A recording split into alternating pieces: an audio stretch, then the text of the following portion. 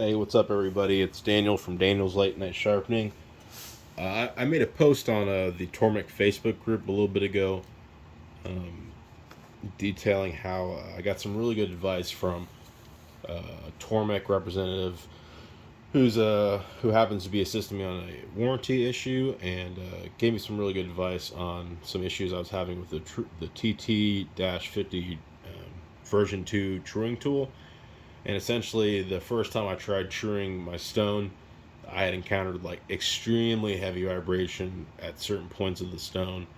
And I'm talking about I was only going about the whole pass probably took at least 3 to 4 minutes, and I was only going fractions of if the micro adjuster is set into 6 different notations, and I was just going a fraction in between each number, and was wondering why I was getting random areas of the stone where it was essentially like oscillating or just making extremely loud, heavy vibration to the point where I thought I was damaging the support bar, or at least the ID, the 2 support towers that you insert the support bar into. I thought I was damaging them because of how loud and how heavy it was vibrating. And essentially, I'm just wanted to post a video on some of the info I've gathered from watching a few different other YouTube videos about truing the Tormek Stone, and combine that with the information I got from the Tormek representative, which was essentially follow their directions.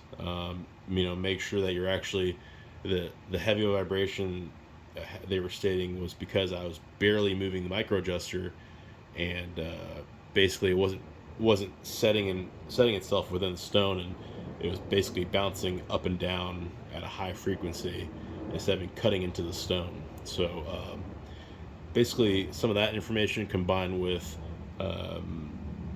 information that I've seen from other videos, and basically what I've seen from other videos primarily is pretty simple that most people already know. Your support tower, essentially, to make sure that you're applying downwards pressure. Um, Imagine both of these as loose, and you're applying downwards pressure with this and tightening at the same time. While you're still applying downwards pressure, go over here and tighten this one. That way, your support bar is as parallel as it can be relative to the stone's plane or this surface. Obviously, you want your support bar and stone surface to be as parallel as possible, so you can get as close to a nice 90-degree as possible. So that's some of the information that I've seen from other videos. Also, essentially stating, um, you know, respect to the Australian gentleman that used to sell a lot of accessories, had a lot of YouTube content on the Tormek series. Essentially, a lot of the information is gathered from a couple of his videos, and yeah, basically, a lot of his is making sure that you chamfer both edges of the stone. Chamfer as in just adding a slight relief. That way, when you're entering and exiting the stone, you're not. It's not a very abrupt, very sharp angle. That and just go slow when you're exiting or entering. Don't pause anywhere. Keep at a steady clip or a steady pace. Yeah, make sure that I've been following his recommendation of essentially been following his advice, as in I'm going my first I touch off the diamond tip to the highest part of the stone, uh, this section. So basically, I'm setting it all the way down, and I'm manually moving this and getting the highest point. Okay. From there, I go ahead and set my micro adjuster one full increment. So if I was centered, if the center of my this tightening knob was pointing to 1. Right now it's between 1 and 2. If it was at a 1, I would drop it down even further to a 6. You know, obviously going or not 6 to a 2. Lefty loosey, righty tighty. So dropping one full number to a 2, and then making my first pass. I started from this side, as opposed to the other side. I'm sure it doesn't matter.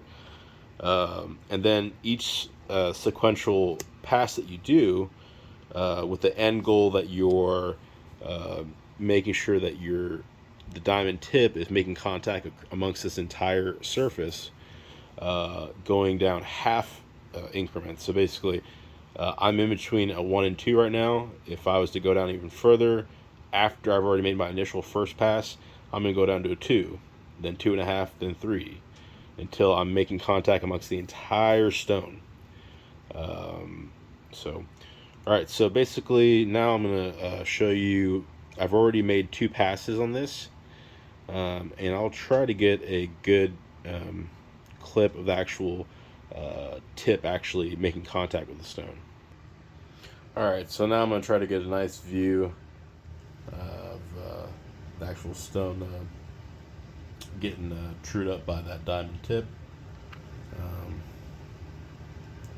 See how this looks or how this shows up. Alright.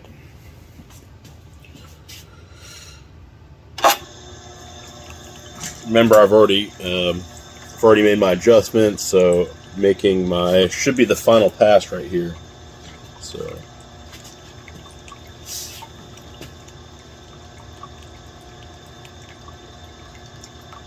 going nice and slow entering.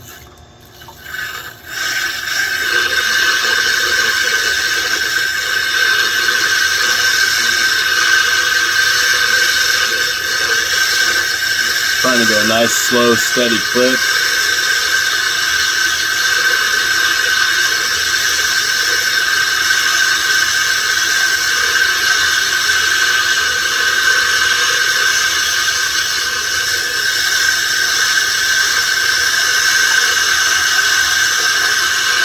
Just like that. Right now I'm making pretty good contact amongst the entire surface.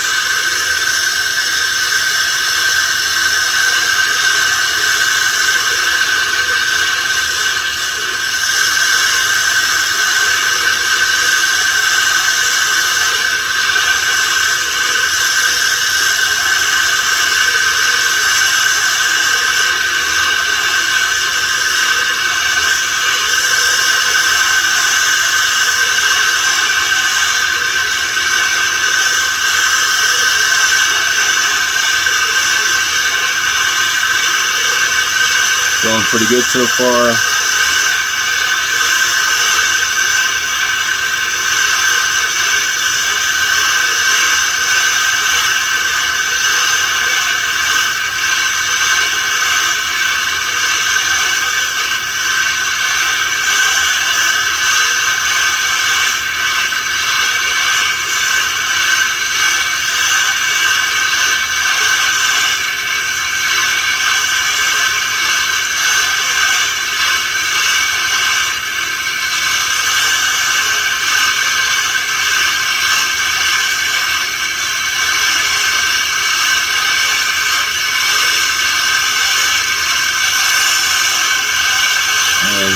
Slowing down before I get to the very edge. Being very careful I don't chip the side of it. There we go.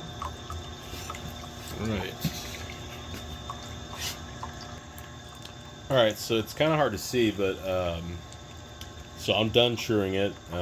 It has produced a very, very smooth surface across the entire surface, and the TT-50 diamond tip made contact amongst the entire width of the stone. So let's see if I can. Very, very, very slight grooves, which I'm okay with actually. The coarser the better. So you can kind of see when that kind of just dried up. Here, we'll try that again. Go, stop. right. You see that? There you go. That's essentially how much what was left behind. Here, I'll try that again. All right, we'll try that again up close. There you go. Right here. There you go. Nice and consistent amongst the entire surface. It's very, very minimal scoring. So, yeah, that's it. Works pretty well. And yeah, hopefully that will save some time for anybody looking around and trying to make sure that they do this part right, because it can be a little intimidating. Yeah, so I hope that helps you guys. All right, thank you. Bye.